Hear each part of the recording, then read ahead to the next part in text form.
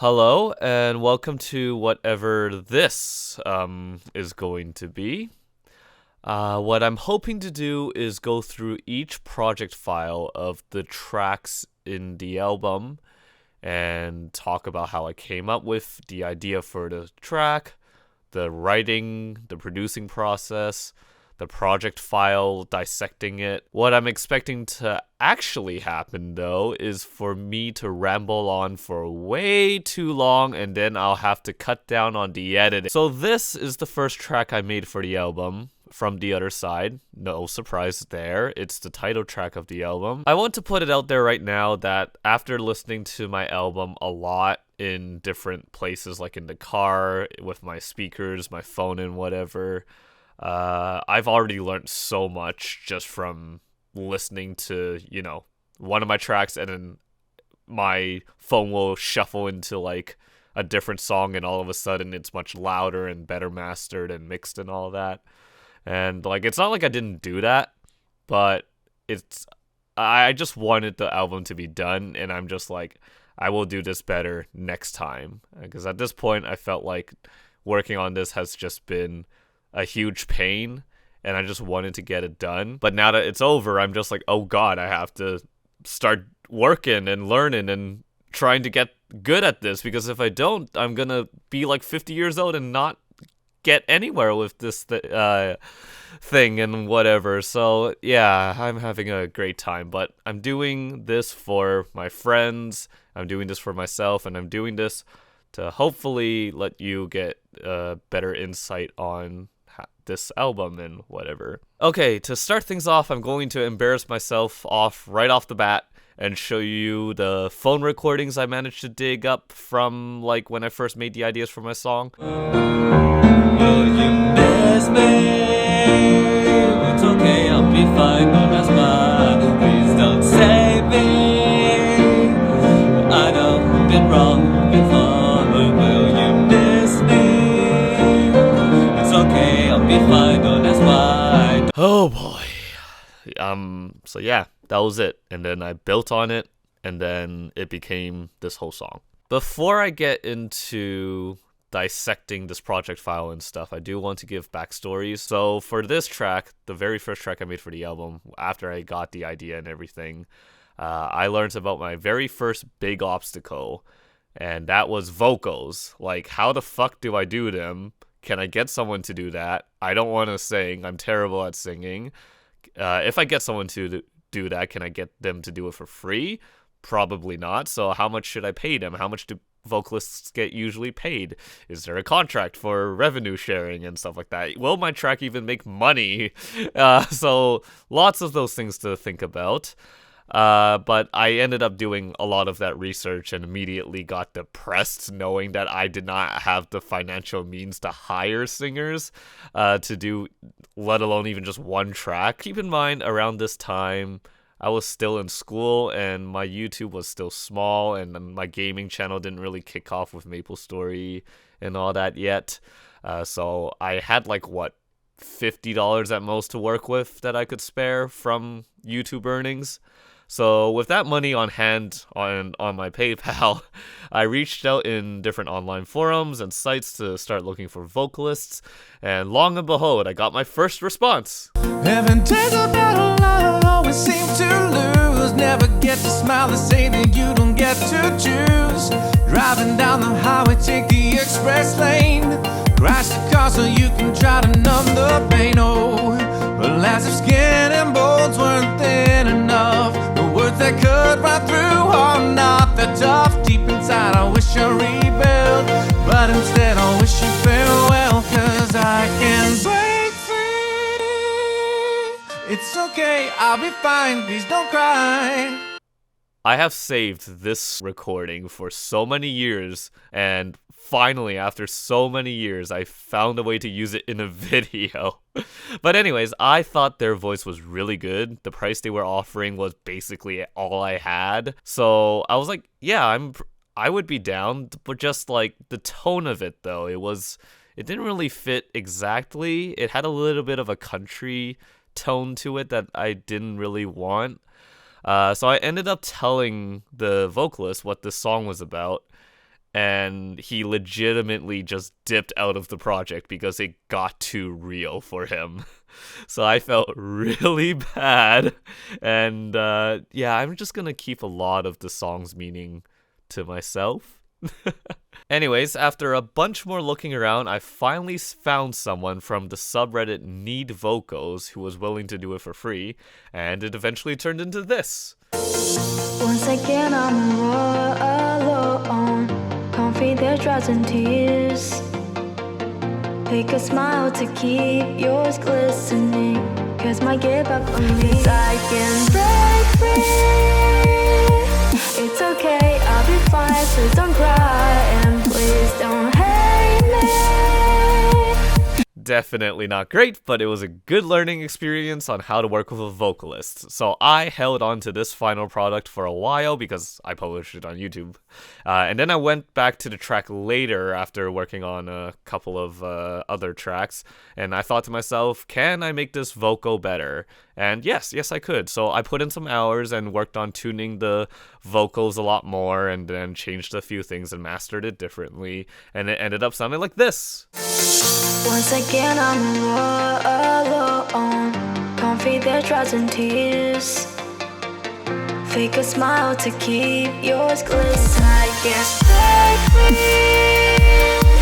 It's okay, I'll be fine, please don't cry. Later on, an artist that I really love and admire and somehow always embarrass myself in front of. Their name is Midnight Kids, and one day they announced on their Discord that they were going to review fan tracks on stream. Oh my god, I was so excited, and I naively submitted it for review and promptly had an anxiety attack during the entire stream as he was going through track after track, giving feedback and whatnot, and I'm just thinking to myself, oh my god, everyone's track sounds amazing. Mine's just this weird one that doesn't fit any genre of EDM. It sounds dated. He's gonna hate it. The chat's gonna laugh and be like, what the fuck is this garbage? I'm fucking shit. But instead of that happening, this happened. You know what I like about this? I like how auto-tuned the vocal is. Like, I don't know if you guys listen to like hyperpop or anything like that, but I get like hyperpop vibes from this, and I almost feel like it could lean into that a little bit more. Maybe pitch the vocal up an octave and distort it a ton and keep it super auto-tuned. Like, so it's like if 100 Gex collabed with 7 Lions or something. You know what I'm saying? Now, at the time, I didn't know how to do what he suggested, nor did I necessarily understood what he meant, so I just kept that at the back of my mind while I worked on the rest of the album. Earlier this year in April, Porter released Nurture, and oh my god, it was so great to hear new music from him after so many years. I know Virtual Self was a thing, but even then, it's still been a while. And like, when I first heard that voice he made for himself, that high-pitched thing, I was like, that's it. That's what I can do. So after a bunch of experimenting and looking at YouTube tutorials, I did it. And I recorded the vocals myself because I realized I lost contact with the original vocalist. So if I had to do things properly and legally, I would just have to either find a way to contact her again or just do the vocals myself, which I gladly did because I love the way it sounds now. I've also played around with the idea of using Vocaloid, but after playing around with 2 voice banks, they were IA's English voice bank and Ivana's voice bank, which is the voice bank Porter used for Sad Machine. I just didn't think it fit, so that's why I was like kind of annoyed working with vocals and trying to figure out what to do with it. But yeah, after that, I finished the track and that was it. And now let's dive into this project file that I've probably like terribly put together, and at any point in time, if I move one thing, it will probably implode. So this is the MIDI version. So this is the raw project file, basically how I like to do things. I don't know if it's how people do it, but at the moment, this is all I know how to do, is I make the whole thing in MIDI, like so. Everything's mostly in MIDI, and then I just export all of those things into a new project folder. not folder, a new project file, and then that would be my mix folder and my master. So I would mix it there and then master it on the same project file. And that way I could keep the composing and mixing process sort of separate. I did not understand how to preserve project files, so I do not have any of my drum samples anymore. But these are all samples that I probably own somewhere. Like I know this DD2 pack is probably somewhere here. Yeah, it's this pack right here. We got a nice piano from Contact, the Alicia Keys library. I liked it. I thought it fit. And then I just did a little bit of compressing, did a bit of EQ, and then added a bit of reverb and whatnot. And then I had this part, which is just the piano chords separately because I wanted it to EQ it differently. So there's 2 separate tracks for one piano. This pluck I've used a lot in my very early tracks.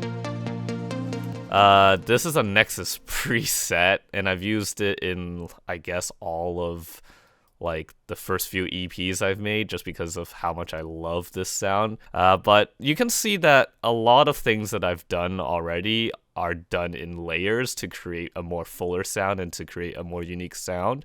So here I have a different pluck here doing a counterpoint type of deal. So we have the main RP plucky thing, and then over here we have the counterpoint. So we got 2 different musical ideas playing, and then this is also doubled with another pluck here. So yeah, we got a couple ideas going off already. Here we got some chord plucks here. Very, very quiet, this one. I don't even know if it's gonna be picked up, but it's just a simple super saw. And then here, I don't... Oh, this is... I know what this is. This is a T-Force Plus Alpha, I believe. This is a free VST, and I used it just... This is another super saw pluck, basically. So no need to worry about that. Here, another super saw, except it's a preset. I really liked it, so I picked that one. Here's yet another preset. So again, they're all layered, and then all together it sounds like this, which is nice. But I think my favorite part, and the part that everyone might be like more interested in, is the drop. So the first thing I thought about was, as you heard in the recording, was the chords. So we'll go over that first. Again, lots of layering happening in this one, which is surprising to me because this was my first track and I didn't think I was smart enough to understand I needed to layer shit to make a nice sound. But we can take a look at some of the layers here. So this is the same patch from earlier. Got some OTT here, this weird freaking EQ. I have no idea what this is. This is... I guess I can see the logic behind it, but I think I would do it differently this time around. Yeah, like, oh, just hearing some of my tracks, like I said, versus other well-produced and mastered tracks is like, damn, I should have made this thing louder or whatever, but no regrets now. It's already out. And then here's a brand new patch for specifically the drop. So I love this just because it's just very simple. It's just this wavetable right here with a bit of distortion and reverb. But it kind of makes that little retro sound thing that I really like. And when you get to the second drop and it takes it away, it sounds so good, at least to me. Especially this little melody here. I love that. So going down the layers again, here's just one single note. It's just very noisy super saw. Plays a minimal row. Just I gotta go through these fast because I feel like I'm already going way over time. But this is the main patch. Most of this was done using Massive because I didn't have Serum at that time. But you can see the chain for it is not like that big. It's just the usual stuff like compression and reverb, and then EQ, which again, what the hell is this? This comb type of EQing was something I learned when I was trying to learn about cleaning up piano recordings, and I thought for some reason it would work well with supersaws? Question mark. Anyways, so this is what it sounds like.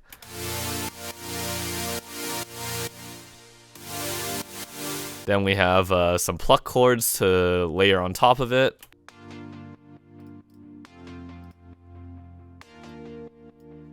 This was a preset from I don't know where, but I liked it, so I picked it.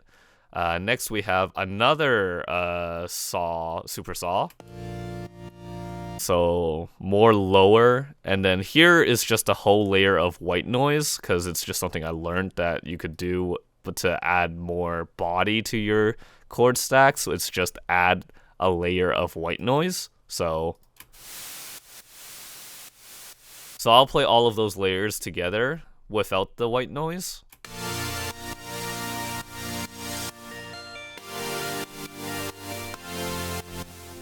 That sounds alright, and then you add the white noise on top of it.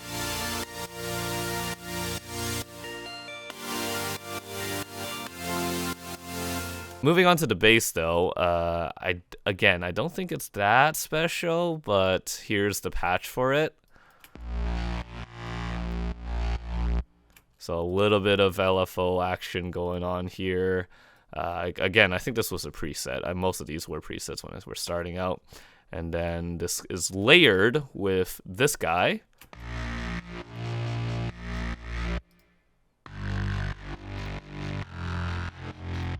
And then we have a sub bass layer on top of that as well, which has nothing in the chain, which I guess that's fine. So the bass all together sounds like this.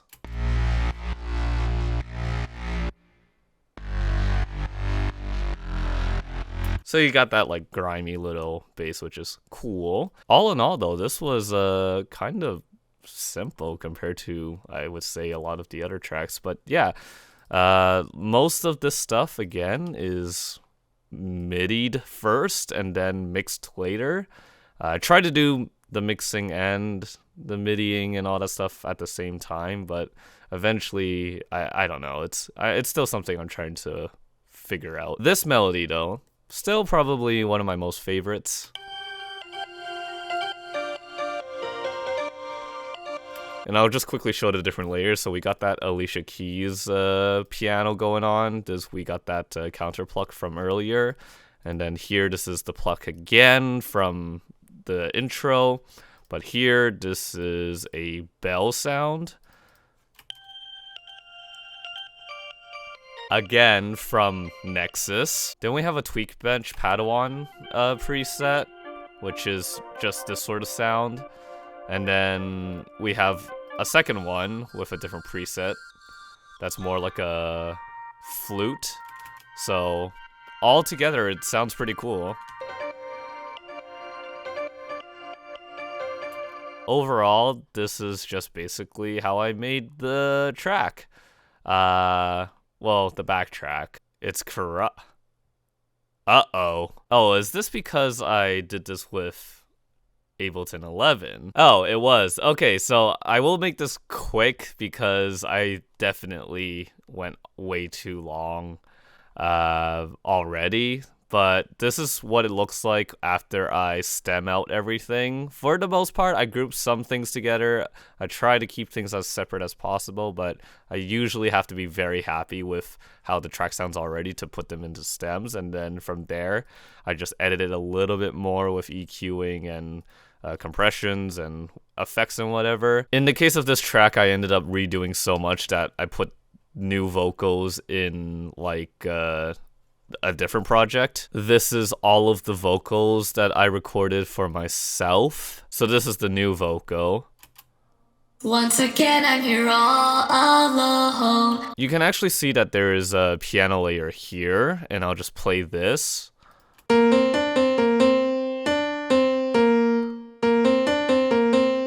This piano layer is a complete MIDI of the vocal melody, and I use this to guide my own singing and use this as a reference for vocalists to know what the melody is. And this is very important for me specifically because I cannot keep myself in tune if I just hear the backtrack. This layer right here is my raw vocal, and I'm just going to embarrass myself again and show you how the process is done, going from specifically raw vocal to what you heard in the track. So this is what it sounds like from the beginning. Once again, I'm here all alone. Confidence drowns in tears. Absolutely terrible. So first things first, I compress it a little bit. Then I fix everything in Melodyne. This is a whole monster of its own, but I spent a lot of time fixing and tuning the vocals this way. Once again, I'm here all alone. Confidence drowns in tears. Not the cleanest recording, but whatever. Then I add the little altar boy to pitch my vocal up. Once again, I'm here all alone. Confidence drowns in tears. And then I auto-tune that entire recording with this free plugin called Auto Pitch. I really recommend this to any producer who wants free shit. This is pretty good, along with the majority of the rest of their stuff. Once again, I'm here all alone. Confidence drowns in tears. Then a little bit of compression. Then a bit of EQ, some more EQ because I don't freaking know. I don't have control of my life. Some OTT, and then some multi-band compression, to lower the this end. Once again, I'm here all alone. Because when you pitch your vocals up, you get all these weird artifacts on the high end, and I just wanted to like control it down a little bit. And then I added a bit of delay and reverb. Once again, I'm here all alone. Confidence drowns in tears. To get that, this delay setting is actually really important to talk about, and while editing I realized I didn't talk about this. This is to create the Haas effect. I'm not sure if I'm pronouncing it right, but by doing this you end up creating sort of a vocal double effect without actually needing to record a second take of your vocals. Definitely look this up if you're interested in vocal production, but I'll get into more detail about this in the other tracks because this video's already gone on way too long in my opinion. Then after it all, I just run everything through Isotope 7 and just master it using Ulean and gauging the levels and all that. And that's it. That's the whole project. Because I went long on explaining the backstory and the process of the track, I'm going to save talking about the production process and effect chains and mixing and all that stuff for the other tracks that may not have as long of a story to tell. But hopefully this video was insightful and fun to watch for producers and or just my fans in general. But yeah, I hope to see you in the next one. So take care, have a good one, bye bye.